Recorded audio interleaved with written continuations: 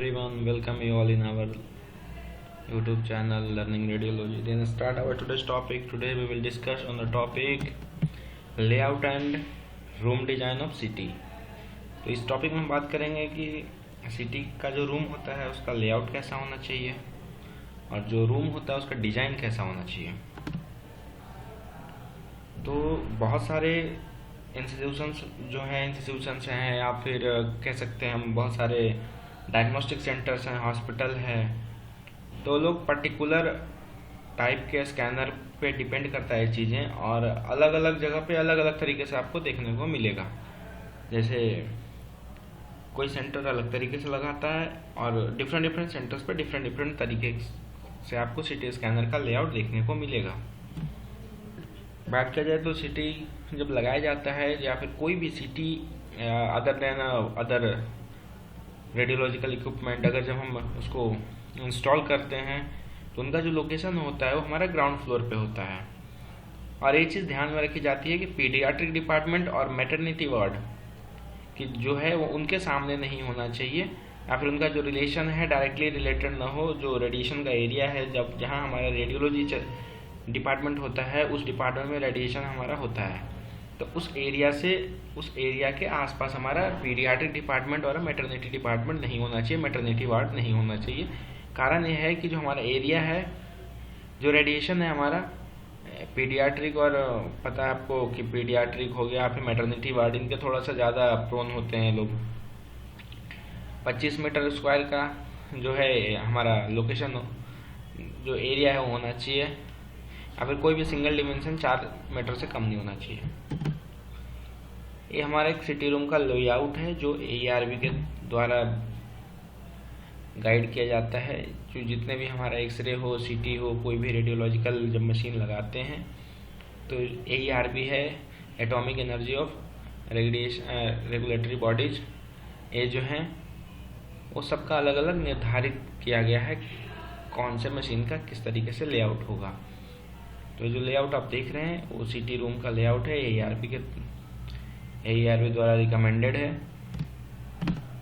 CT लगाने के लिए हमारे पास जो स्पेस होती है वो रिक्वायर्ड होनी चाहिए। सबसे पहले एक रिसेप्शन एरिया होना चाहिए, पेशेंट वेटिंग एरिया होना चाहिए, पेशेंट प्रिपरेशन रूम होना चाहिए, equipment room, control console, film recording area होना चाहिए एंड रिपोर्टिंग रूम होनी चाहिए।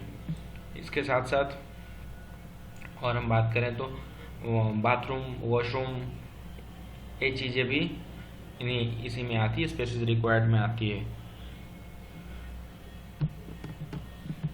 अब रिसेप्शन की बात करते हैं। रिसेप्शन पे क्या होता है कि हमारा डायरेक्टली जो रिसेप्शन पे जो हमारे रिसेप्शनिस्ट होते हैं उनका डायरेक्टली कहा जाता है कि उनसे बात होती है हमारा पेशेंट से, पेशेंट के साथ उनका डायरेक्टली इंटरेक्शन होता है। वो वहाँ पे अपॉइंटमेंट के लिए आते हैं तो वहाँ पे डायरेक्टली पेशेंट का हमारा इंटरेक्शन होता है। तो रिसेप्शन पे हम अपॉइंटमेंट का काम करते हैं, पेमेंट का काम करते हैं। जो भी टेस्ट होना है, जो भी एग्ज़ाम होने हैं उसका पेमेंट आपको करना है, उसकी रिपोर्ट लेनी है, रिपोर्ट का डिस्पैच होना, फिल्म लेनी है, रिपोर्ट लेनी है। तो ये काम हमारा वहाँ से होता है। एक है रेडियोलॉजिकल इंफॉर्मेशन सिस्टम, RIS जो लिखा हुआ है रेडियोलॉजिकल इंफॉर्मेशन सिस्टम है। इसमें क्या है कि ये है बेसिकली पैक्स में होता है रेडियोलॉजिकल इंफॉर्मेशन सिस्टम। इसमें क्या है कि रेडियोलॉजी के जितने भी इंफॉर्मेशन होते हैं वो यहाँ पे स्टोर रहते हैं। बहुत जगह मैंने देखा है कि ये चीज़ें आपके CT के कंसोल में ही अवेलेबल होती है, बहुत जगह रिसेप्शन पे होती है। रिसेप्शन पे होने का ये रीज़न है इनका कि डेटा को, जैसे कोई भी पेशेंट आता है कहीं दूसरी जगह जाता है तो डेटा को ट्रांसफ़र कर सकते हैं या फिर डेटा जो रेडियोलॉजी का डेटा है वो पैक्स में भेजते हैं रिसेप्शन वाले।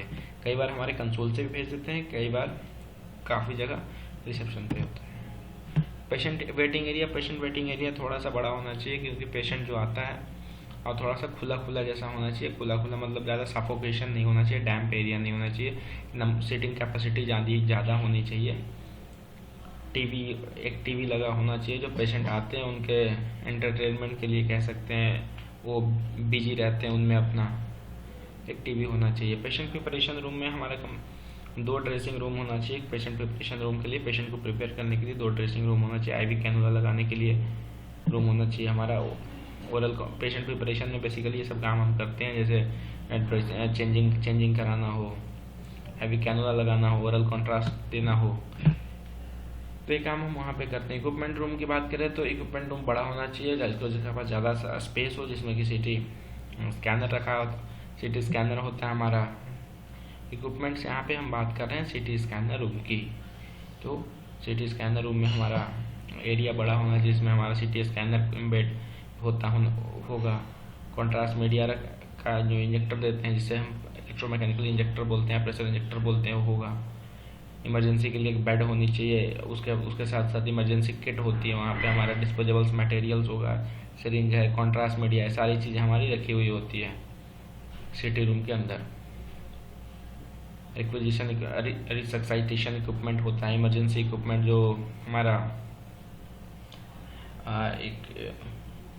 जो इक्विपमेंट इमरजेंसी से रिलेटेड जितने भी तरीके के हमारे जो इक्विपमेंट आते हैं वो हमारे होने चाहिए सीटी स्कैनर रूम के अंदर। एक स्ट्रेचर होना चाहिए, पेशेंट को कभी भी मूव कराना पड़ सकता है, उसके लिए इसमें हमारा इमरजेंसी सपोर्ट के लिए ऑक्सीजन का पाइपलाइन, उसमें पाइपलाइन का कनेक्शन होना चाहिए, जो ऑक्सीजन की सप्लाई की कनेक्शन होनी चाहिए। 23 सेंटीमीटर थिक वॉल होनी चाहिए, जिसमें कि 2 mm का जो हमारा लिड होता है उससे लाइन दरवाजे में 2 mm का लिड होनी चाहिए। ये हमारे सीटी स्कैनर के रूम है, हमारा सीटी स्कैनर आप देख पा रहे हैं, सीटी स्कैनर है, हमारा पेशेंट काउच है और ये हमारी कंट्रोल कंसोल है। इससे हमारा एक कनेक्शन है, मतलब एंट्रेंस है, इससे हम इसमें आ जा सकते हैं। ये हमारा कुछ एरिया है जिसमें स्टोरेज एरिया है, और ये भी हमारा स्टोरेज के लिए यूज़ कर रहे हैं। या फिर कई बार आपको यहाँ पे कंप्यूटर दिखेगा आपको, जो सीटी में कैलकुलेशन का काम करता है। इधर साइड में आपको कई बार प्रेशर इंजेक्टर लगा हुआ दिखेगा। फिर यहाँ पे जब हम ECG लेने के लिए, ब्लड प्रेशर मेजर करने के लिए एक इक्विपमेंट रहता है, उसको भी रखते हैं हम। कंट्रोल कंसोल की बात करें तो कंट्रोल कंसोल में ग्लास विंडो होनी चाहिए, जिससे काम ये होता है कि पेशेंट को देख पाते हैं कि पेशेंट कैसे कैसे मूव कर रहा है। जैसे हमारे कंट्रोल कंसोल है तो यहाँ पे पा रहे होंगे ए लाइन लगे, यहाँ पे शीशे लगे होंगे, एक विंडो है, यहाँ से जो ऑपरेटर है, जो हमारा टेक्नोलॉजिस्ट है, वो काम करेगा, वो सामने पेशेंट को पे निगरानी रखेगा अपनी। जिसकी जो ग्लास लगी होती है उसके 2 mm लेड इक्विवेलेंट होनी चाहिए। ऑपरेटर कंसोल में जैसे डिस्प्ले हो गया, keyboard, mouse, touch panel, characteristics चीज़ें होती है, जैसे आप देख पा रहे हो, कीबोर्ड है, माउस है, डिस्प्ले, यहाँ पे मॉनिटर लगी हुई है, एक कंट्रोल है हमारा, एक जो कंट्रोल हमारे इस मशीन में होता है सेम कंट्रोल यहाँ पे हमारा है। फिल्म रिकॉर्डिंग, आर्काइवल कंसिडरेशन चीज़ें होती है। फिल्म को प्रिंट करने के लिए हम प्रिंटर रखते हैं, कई बार कंसोल में रखते हैं, कई बार कंसोल से हम अलग हमारे पास कोई अगर रूम अवेलेबल होता है उसमें रखते हैं। एक रिपोर्टिंग रूम अलग से होता है हमारे हॉस्पिटल में। फिर हमारा सेंटर हो, हॉस्पिटल हो, क्लिनिक हो, कहीं जहाँ पे भी हम सीटी लगा रहे हैं, एक रिपोर्टिंग रूम होता है जहाँ पे एक वर्क स्टेशन, अलग से वर्क स्टेशन होता है। जैसे बात करें, एक हमारे वर्क स्टेशन है जिसमें हम काम कर रहे हैं, तो एक वर्क स्टेशन अलग से लगाएंगे, एक मॉनिटर, पूरी एक सिस्टम अलग से लगाएंगे, जिसमें कि हम ओनली रिपोर्टिंग के लिए काम करेंगे।